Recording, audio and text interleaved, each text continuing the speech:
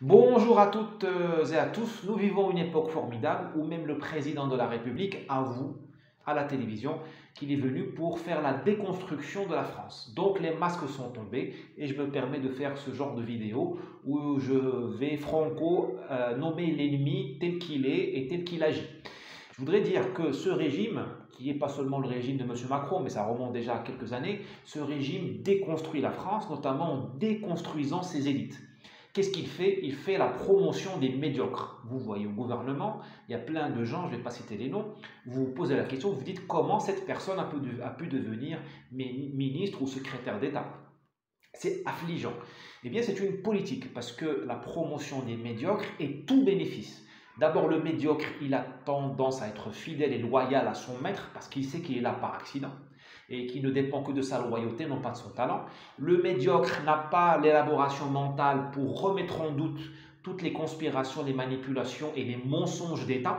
Donc quand on lui dit de diaboliser la chloroquine, il fonce comme un taureau sur le chiffon rouge parce que il ne comprend pas, il ne lit pas les études.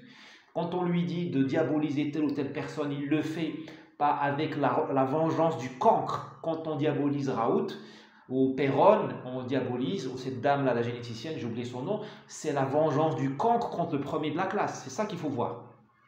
Ensuite, quand vous faites la promotion des médiocres et des cancres, eh bien vous démotivez, vous démoralisez les premiers de la classe.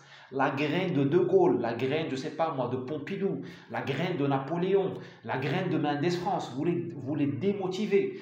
Certains vont se convertir à la médiocrité, ils vont rejoindre le camp du pouvoir aujourd'hui. D'autres n'auront plus que la violence.